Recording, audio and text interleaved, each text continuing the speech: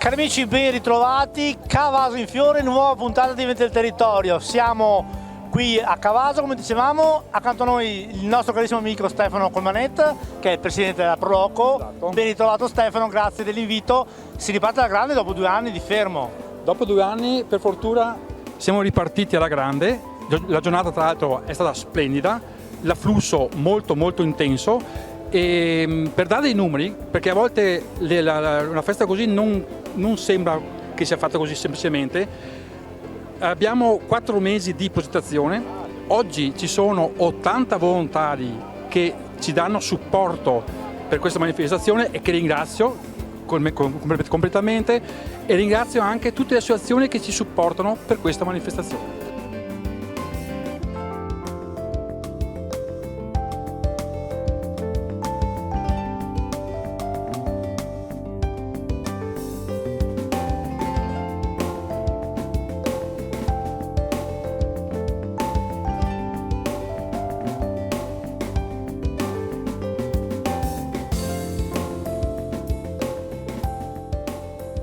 Altri numeri, parlavo prima con il sindaco a telecamere spente, un centinaio di espositori, quindi un bel successo. Un centinaio di espositori, siamo molto contenti, anche perché con la post-Covid veramente eravamo un po' in difficoltà per sapere quanti espositori potevano partecipare a un evento come questo. Il risultato di oggi ci ha dato pienamente soddisfazione.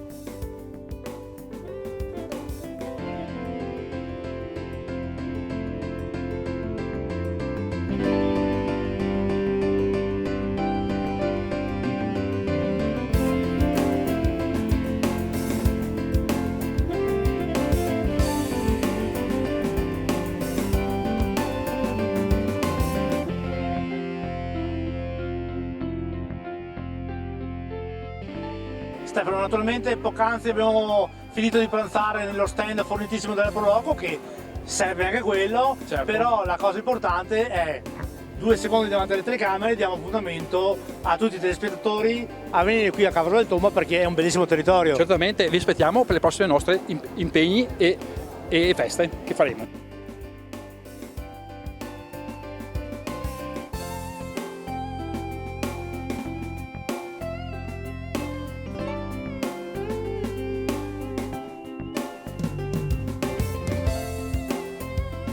Sicuramente è di fine maggio con le vie della bellezza tra arte e natura, via Castelcese, una cosa tra poeti, scultori e pittori, una meraviglia e una perla della Piedemontana.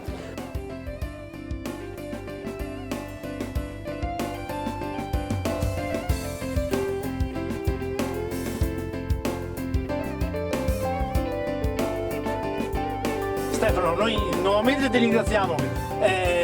Volevamo farti anche darti la possibilità di fare un altro appello. Certo. Sicuramente ci sarà bisogno come Proloco di avere volontari, quindi a te la parola per invitare tutti i concittadini ad avvicinarsi al volontariato. Allora, Cavaso ha circa 2900 abitanti, abbiamo 33 associazioni dove tutti collaboriamo l'uno con l'altro, quindi benvengano sicuramente altre persone, altri volontari per dare supporto a questa Proloco, che è una Proloco emergente. E comunque restiamo sempre sul punto che è una Proloco anche aperta a collaborare con le altre associazioni. Assolutamente sì, certo. Perfetto, allora Stefano, adesso Vi aspetto. noi vi aspettiamo, adesso Stefano e il suo collaboratore mi porteranno a vedere le bellezze di questa manifestazione e noi ci vediamo alla prossima puntata.